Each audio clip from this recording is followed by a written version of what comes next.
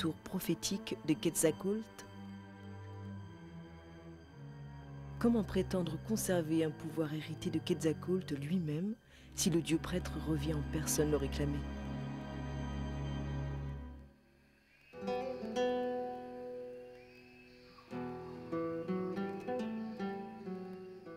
Les vapeurs de la terre encore humide se consument sous le soleil. Et l'odeur suave qui s'en dégage asphyxie toute vigueur. L'indigène qui vous observe a le regard triste d'un agonisant. Vous êtes Bartolomé de las Casas, prêtre dominicain, arrivé depuis quelques mois à Cuba. Vous êtes penché sur votre écritoire. Votre mémoire est fidèle, mais votre plume hésite. Ils entraient dans les villages et ne laissaient ni enfants, ni vieillards, ni femmes enceintes qu'ils n'étaient ventrés et mis en pièces.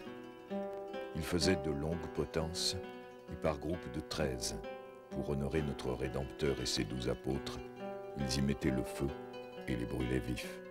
Mais de qui parlez-vous? À quel dieu sanguinaire attribuez-vous ces horreurs? Avec leurs chevaux, leurs épées et leurs lances, les chrétiens commettent des tueries et des cruautés étrangères aux Indiens.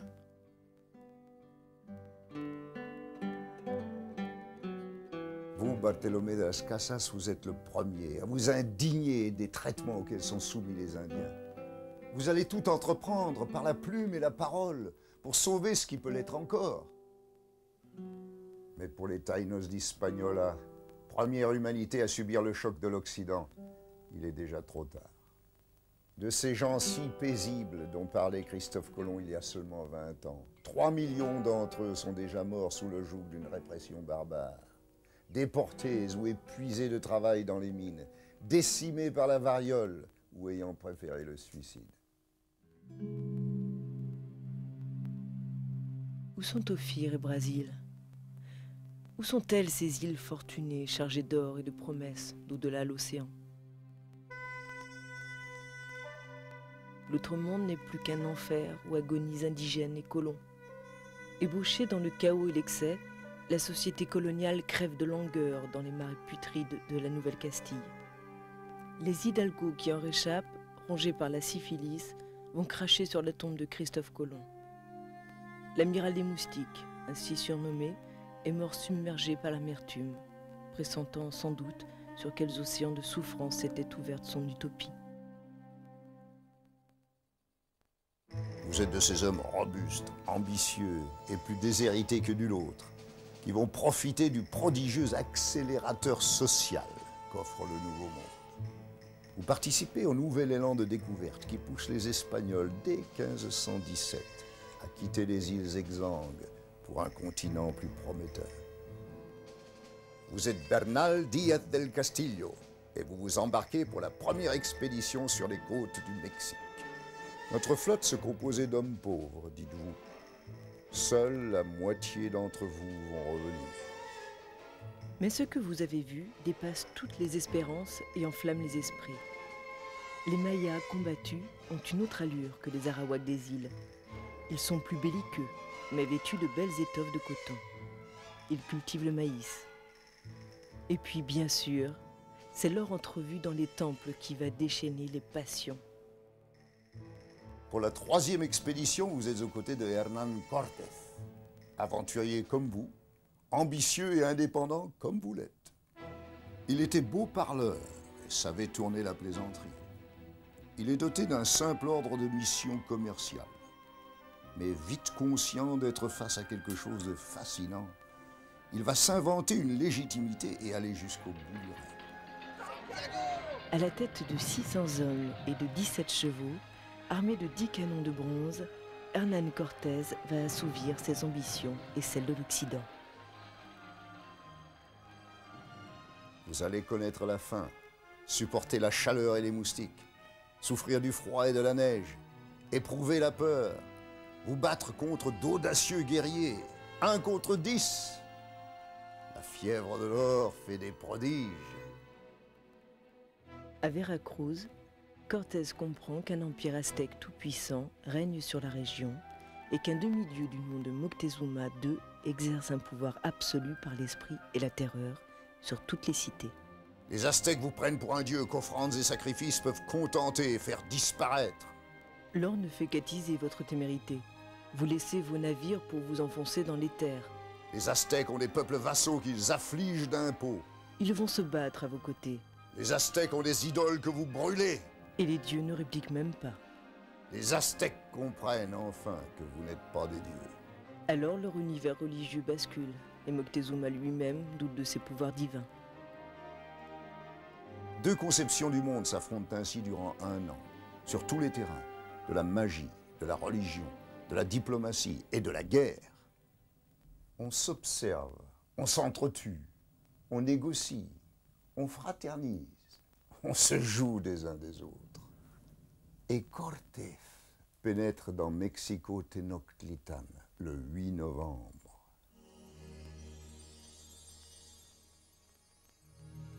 Des soldats se demandaient même si ce qu'ils voyaient n'était pas un rêve. Moctezuma descend de son palanquin. Il porte des sandales d'or. Devant lui, des nobles balaient sans cesse le sol et étalent des tissus de coton pour que son pied ne foule jamais directement la terre. Cortés descend de son cheval et lui passe un collier de verroterie autour du cou. Mais les seigneurs le retiennent lorsqu'il tente d'embrasser Moctezuma. Devant Tenochtitlan, votre émotion est grande, semblable à l'extase de Colomb devant les terres découvertes. Vous découvrez le nouveau monde des grandes civilisations. Et vous vous interrogez sur tant de raffinement et de distinction chez ceux qui ne sont pour vous que païens anthropophages. On s'observe ainsi durant 7 mois, puis c'est l'affrontement. Vous battez la retraite durant la triste nuit du 30 juin 1520. Moctezuma est assassiné et des centaines de conquistadors périssent dans les marais de Tenochtitlan, ensevelis sous les trésors pillés. Ils sont morts riches. Alors Cortés organise le siège de la ville avec l'aide d'Indiens vassaux. Et après 93 jours de blocus, le son des tambours et des cris de guerre s'apaise et laisse planer un silence de mort sur la ville anéantie qui se livre. Par 4 fois, le monde des 5 soleils s'est effondré, et par 4 fois, il s'est relevé. Le calendrier aztèque indique ainsi le devenir de l'Empire et son inéluctable conclusion.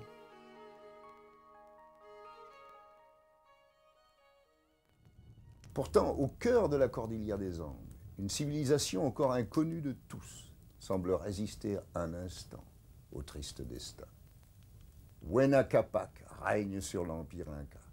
Son pouvoir politique et religieux s'étend sur plus de 4000 kilomètres le long du Pacifique. Un jour de l'année 1523, un mystérieux et sombre étranger demande audience à l'empereur. Il tient contre lui un coffret qu'il désire lui remettre en main propre. L'Inca accède à sa requête et le reçoit. S'étant prestement acquitté des exigences de l'étiquette, l'étranger dépose sans un mot le coffret aux pieds de Huayna Capac. À peine l'empereur l'a-t-il entrouvert qu'une nuée de papillons noirs s'en échappe, remplissant d'effroi l'assemblée. Un mauvais présage venait de s'abattre sur l'Empire Inca.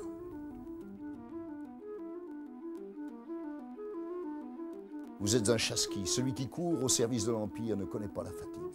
L'essoufflement dû aux hautes altitudes vous trouble à peine.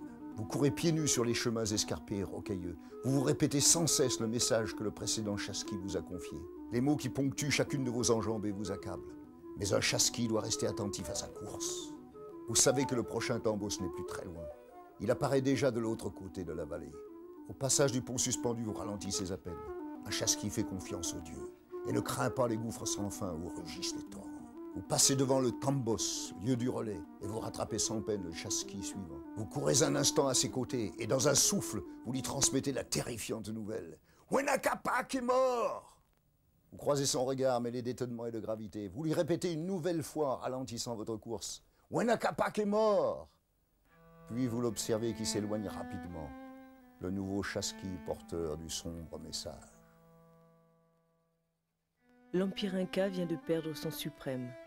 Huayna Capac, emporté par l'épidémie, laisse 2 fils qui vont se déchirer pour le pouvoir.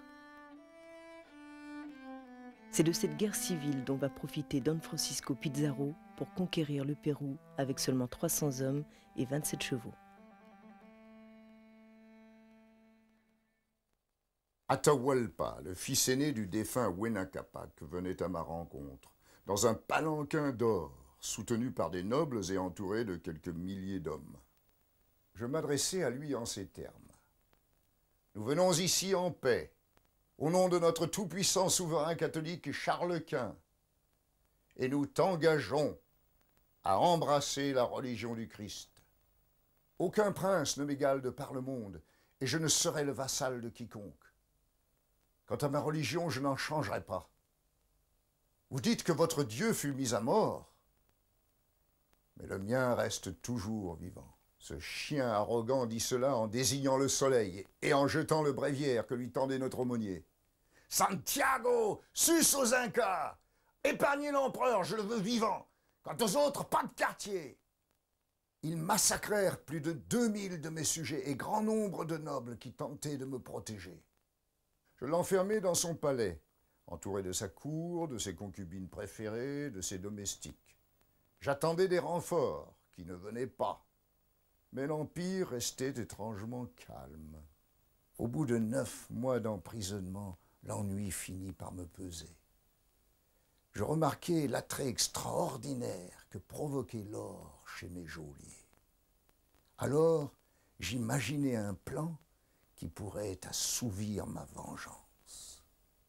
Un jour où je me trouvais avec Atahualpa dans un édifice de son palais, il me fit une stupéfiante proposition. « Contre ma liberté, je t'offre de